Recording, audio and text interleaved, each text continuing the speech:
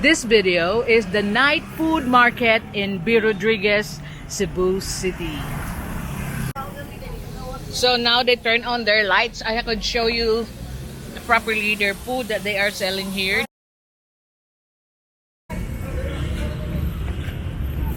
Rodriquez is the road right on the roundabout of Puente Osmeña going to the Bisoto Hospital.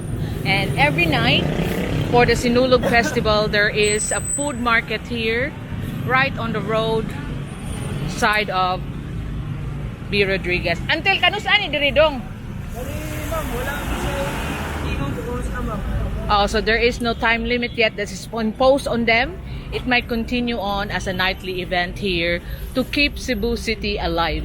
But as of the moment, I could tell you it is done due to Sinulog Festival. So what it is all the local food like barbecue, batchoy,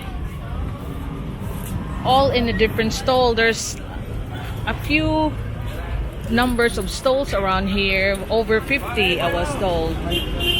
There's fried chicken, larang fish, so you can eat on the tables provided. Here is the toslo buwa, you know, the pork brains, so you can taste the exotic foods of the Philippines over here, right, cooked in front of you. So these are the Rodriquez community settlers, urban settlers, and these are the different food available. Pastel, chicken pastel. Over here are barbecue. Pero balik namin dong. Barbecue. There's loads of barbecue. Fish barbecue, pork barbecue.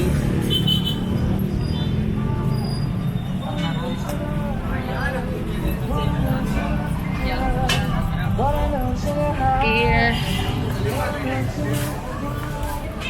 chicken pastel starts at 49 pesos. Humba, and then the lechon, unlimited lechon, 80 pesos only.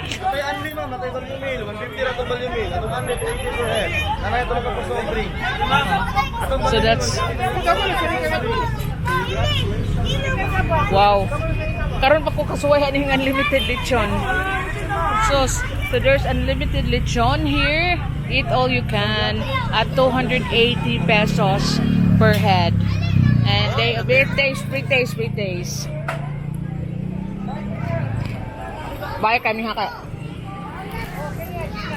Very nice.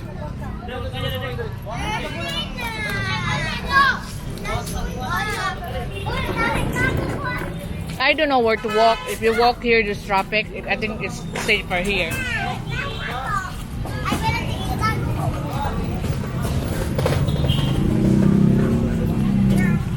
There's more barbecues.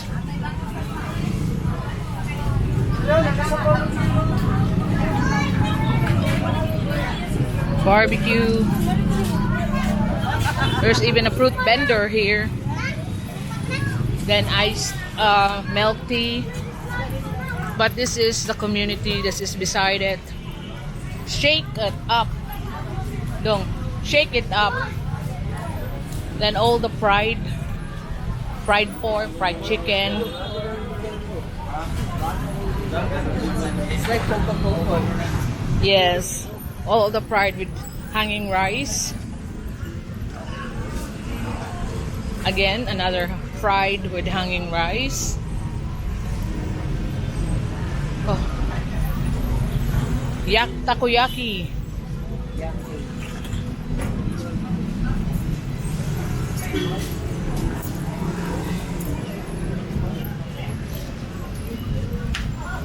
So it ends here, but this whole half of the street of Rodriquez is filled up with all these street food vendors.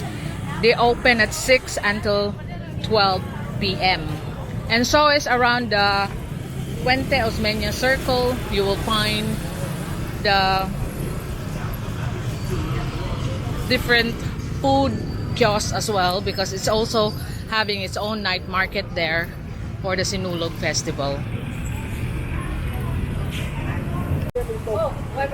So these are the soup areas. There's native chicken, beef and pork, and native chicken and beef. So they're more popular with the native chicken soup. So because Sen is so concerned about us having unlimited lechon because of his high blood pressure, diha na lang dong isda. Naninig ko sa kaisda lang. So he would rather have grilled fish and other kanang dilibuang mata. Gani. Kana 120 for the fish grilled. Sana ina na. Pila man yung isda? Pila ning isda te? Kana marlins 150 gani. Kana na lang oy. Kani lang. Duha ka buok. Duha. Yan to ting. Kunig usa. Duha ka wala? O duha ka isda? Tagsata. Ngayon sabaw. Manok ta to. So the barbecues here are mostly pork, chicken leg, chicken intestine, and chicken and pork belly. Isda lang niya, magsabaw ta? Isda lang sabaw. Yes, okay. So we'll just have fish, grilled fish, and unsa na dong? Oh, sisig. Antel unsa mo rasa dire? Oh, 12 to 2 p.m. a.m. Depends on the food when it's all gone.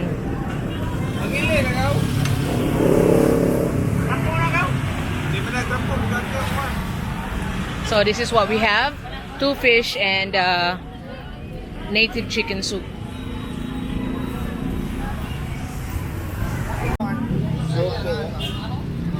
So this is what we order here in the food park.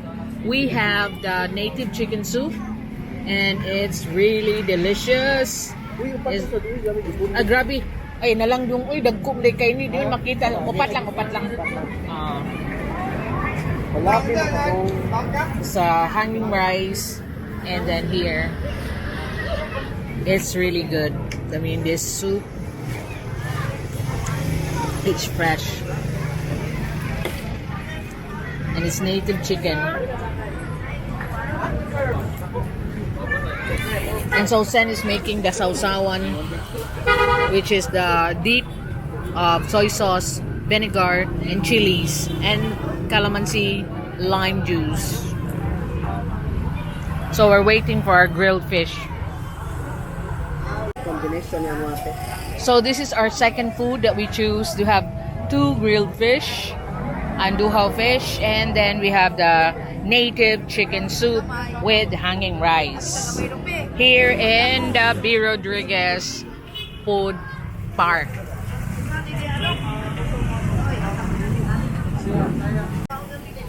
So now they turn on their lights. I could show you properly their food that they are selling here. This is the beef stew, and then the native chicken soup, and oh, I missed this one, the scallops. Tapila scallop. 100 pesos, 10 pieces only, and sisig dong. 100 ma'am. 100 per serving. But look at the soup in here. Some people may remember Sammy's. It tastes like Sammy's beef soup. So this is what we have. We have the chicken soup and the grilled fish with Lola on the background. But you know, you can see that the fish got some tomatoes and spring onions inside with ginger as well.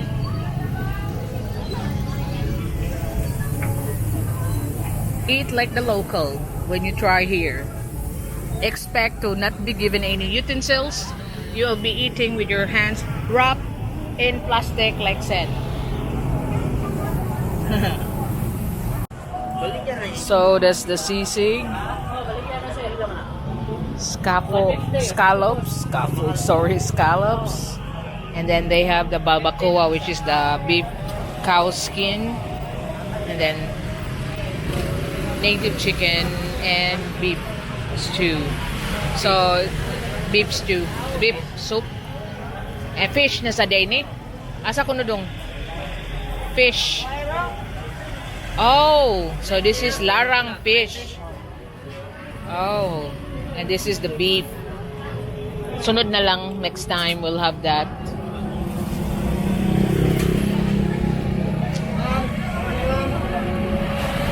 So here, try and visit here near Fuente Osmeña, B. Rodriquez Food Park.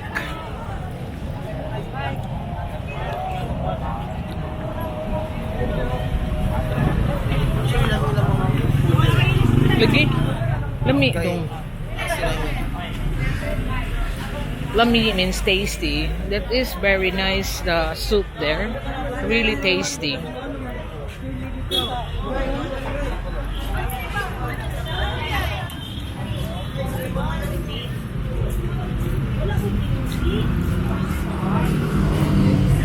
Sisig balls, and also the people that lives on the side community is also displaying their own food to coincide with us food park. So it's all the way there on the street of B. Rodriquez.